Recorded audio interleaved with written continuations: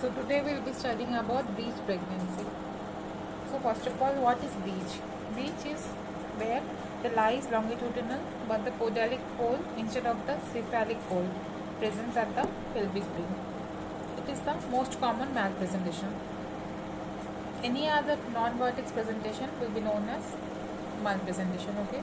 So the most common malpresentation is breech. Now the incidence varies according to the gestational age. Incidence will be 20% at 28 weeks when the fetus is small to move around, and the incidence will be 5% at 34 weeks and around 3 to 4% at term. So coming to the classification of breech presentation. Okay, so classification, it can be divided mainly into two broad categories, like one is complete and one is incomplete. Okay, so complete is full attitude of flexion will be maintained, thighs will be flexed and the knees will be flexed. Okay, and the presenting part will consist of the two buttocks along with the external genitalia, and these legs will come here.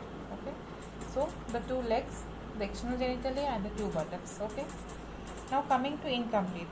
In incomplete, due to there will be varying degrees of extension at the level of the thigh and the legs. Okay, so incomplete is further divided into breech with extended legs. As you can see here, the legs are extended at the knee joint. Okay, and it can be foot link presentation. As you can see here, the foot will be the presenting part, and it can be knee presentation when the fetus is sitting like this. Okay, the knee will be the presenting part. This foot link and the knee, they are not very common. Okay, but this with extended leg, it is very common. So the most common type of breech in multiparate is complete breech. Okay, and the most common type of breech in case of primigravida, it is frank breech. So among 5% of the breech pregnancies will have hyperextended neck.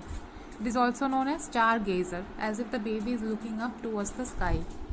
It is also known as flying fetus. So the incidence is 5%, and if at all it is present, it is an indication for cesarean section. Now coming to the etiology. The most common cause of breech is prematurity. After prematurity, there are factors which prevent spontaneous version, like breech with extended legs, where the leg will act as a splint and it will not allow for further rotation. Apart from that, if the amniotic fluid is less, like in oligohydramnios, if there is congenital malformation of the uterus such as septate or bicronate, you should always remember these two types of uterine anomaly will cause breech: septate, bicronate. Okay, and if there is a short cord, if there is intrauterine fetal death, or if there is twin pregnancy, it will prevent spontaneous version of the fetus. And favorable adaptation. Among that favorable adaptation, we should remember, if there is hydrocephalus, the bigger head will try to be accommodated in the wider fundus. Placenta previa, contracted pelvis, cornofundual attachment of the placenta.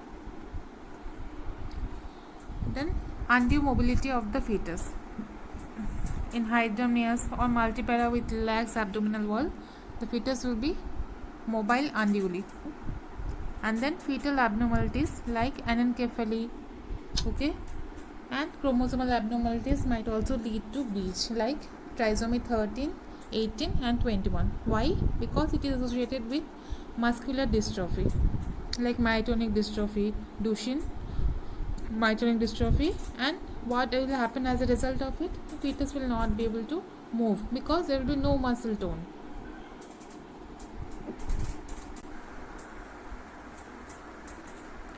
So after this, we'll come to the diagnosis of breech presentation. We can divide the diagnosis into clinical and via investigations. Clinically, we can do abdominal examination and vaginal examination. In abdominal examination, what will be the finding? In fundal grip, we'll feel the fetal head. In pelvic grip, we'll feel the podalic pole. Okay. So there are few terms which explains the fetal head. The fetal head is independently ballotable. It is round. It is smooth. Okay. The breech will be irregular. It will be soft, irregular, The vaginal examination will be, the findings will be depending upon the type of the breach. Okay, so in complete breach during pregnancy we can feel soft and irregular parts through the fornices. Okay, and during labor we can palpate the ischial tuberosities, the sacrum, the feet by the sides of the buttock, and the foot is felt by the prominence of the heel and the mobility of the greater toe. Okay, but in frank breech the hard feel of the sacrum is felt and it is often mistaken for the head. Okay, palpation of the ischial tuberosities and the opening, anal opening and the sacrum. Here we don't feel the foot by the side of the buttocks. Okay, so this is the main difference. Another thing is frank breech is often confused with face presentation.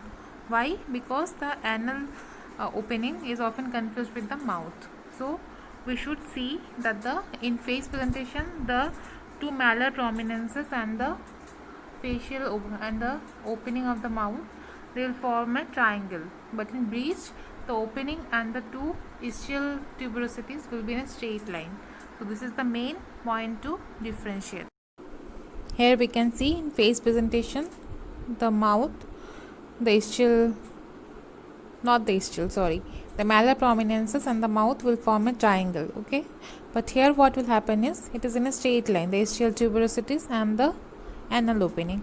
So this is the main point in differentiating. Now coming to the ultrasound assessment. Why ultrasound should be done? Firstly, it should be done to confirm the clinical findings.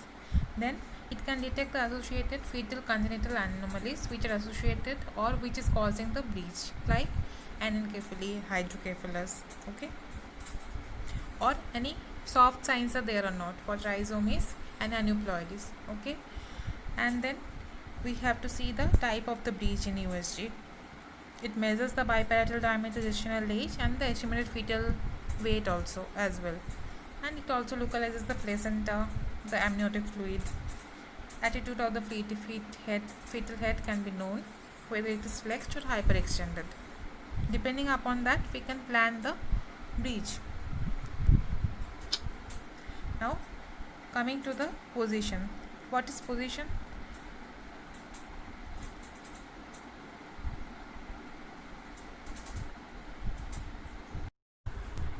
Now coming to the ultrasound assessment. Why ultrasound should be done? Firstly, it should be done to confirm the clinical findings.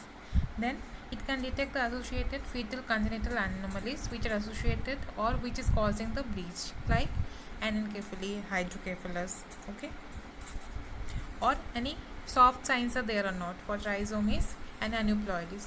Okay, and then we have to see the type of the breach in USG. It measures the biparietal diameter, gestational age and the estimated fetal weight also as well, and it also localizes the placenta, the amniotic fluid. Attitude of the fetal head can be known, whether it is flexed or hyperextended. Depending upon that we can plan the breach. Now we will see about the mechanism of labor in breach. First of all, what is denominator? Denominator is nothing but an arbitrary bony point in the presenting part of the fetus which comes in relation to various quadrants of the maternal pelvis. Okay, so the denominator here is the sacrum. Okay, the engaging diameter is the bitrochanteric diameter, which is 9.5 to 10 centimeter, and we should know that there are 6 positions in the breech. The first and the most common position in breech is the left sacro-anterior. Okay, left sacro-anterior, followed by the right sacro-anterior, followed by the right sacro-posterior and the left sacro-posterior, and there are other two also, which is the right sacrolateral and the left sacrolateral. Okay,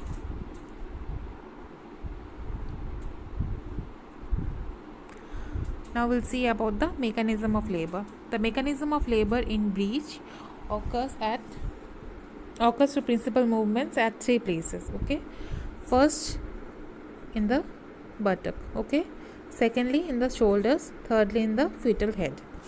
So buttocks, the diameter of engagement of the buttock, as we all know, is the bitrochanteric diameter, which is 9.5 to 10 centimeter. Sacrum is In left sacroanterior, the sacrum will be directed towards the iliopubic eminence. Okay, when the diameter passes, when the bitrochanteric diameter passes through the pelvic brim, then the breech is said to be engaged. Okay, now what happens? Descent of the buttock will happen until and unless the anterior buttock will touch the pelvic floor.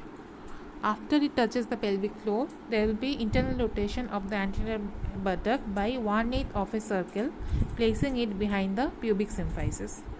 Then further descent with lateral flexion of the trunk will occur until the anterior hip hinges under the pubic symphysis.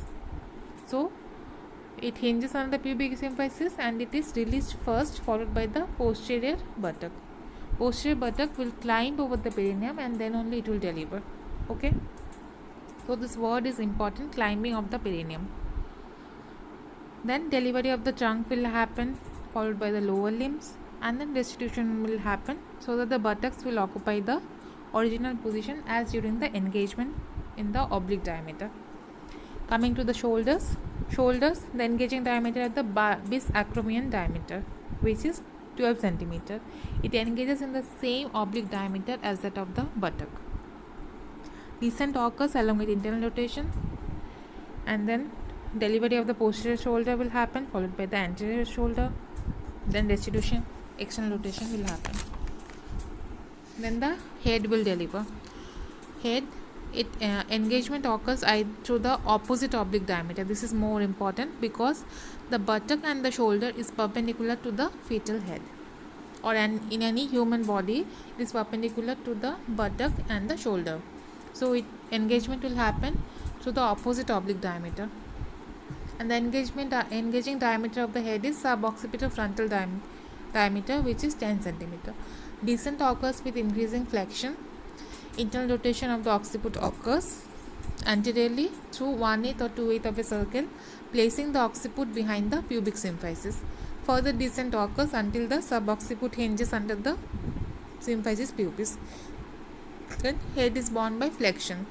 First the chin is released, then the mouth is released, then the nose, the forehead, the vertex and the occiput. Okay. Main point to remember is that head delivers by flexion. In normal vertex presentation, head will deliver by extension.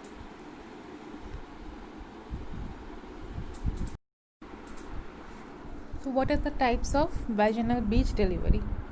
One is spontaneous breech delivery, next is the assisted breech delivery, and the third is the breech extraction. Spontaneous breech delivery is where no manipulation is required other than supporting the infant. Assisted breech delivery is where the fetus descends spontaneously up to the umbilicus, then the rest of the fetus is delivered using additional maneuvers. Breech extraction, the entire body is extracted. This is indicated only if there is evidence of fetal distress unresponsive to routine maneuvers, and a cesarean delivery is not possible at that point of time.